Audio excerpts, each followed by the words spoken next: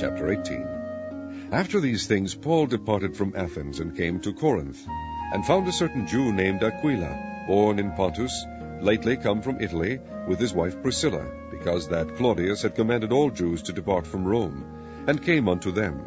And because he was of the same craft, he abode with them, and wrought, for by their occupation they were tent-makers. And he reasoned in the synagogue every Sabbath, and persuaded the Jews and the Greeks.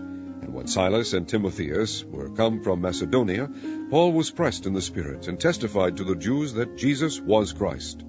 And when they opposed themselves and blasphemed, he shook his raiment, and said unto them, Your blood be upon your own heads, I am clean. From henceforth I will go unto the Gentiles. And he departed thence, and entered into a certain man's house, named Justus, one that worshipped God, whose house joined hard to the synagogue. And Crispus, the chief ruler of the synagogue, believed on the Lord with all his house. And many of the Corinthians, hearing, believed, and were baptized. Then spake the Lord to Paul in the night by a vision. Be not afraid, but speak, and hold not thy peace. For I am with thee, and no man shall set on thee to hurt thee, for I have much people in this city. And he continued there 1 year and 6 months, teaching the word of God among them.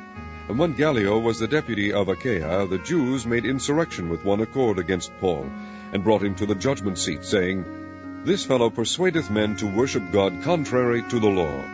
And when Paul was now about to open his mouth, Gallio said unto the Jews, If it were a matter of wrong or wicked lewdness, O ye Jews, reason would that I should bear with you.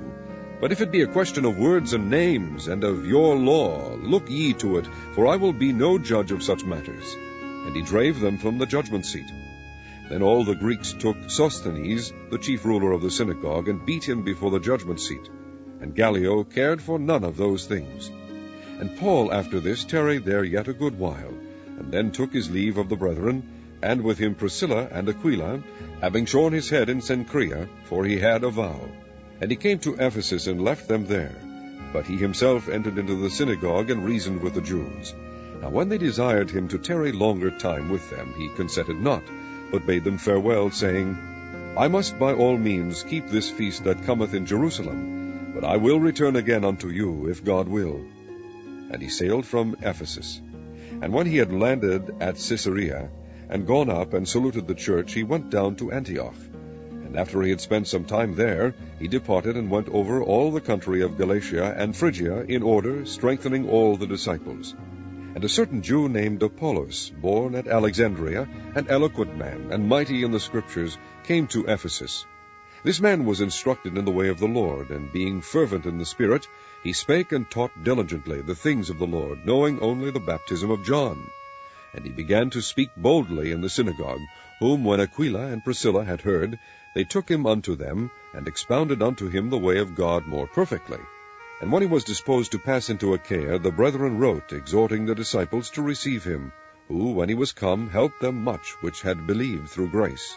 For he mightily convinced the Jews, and that publicly, shewing by the Scriptures that Jesus was Christ.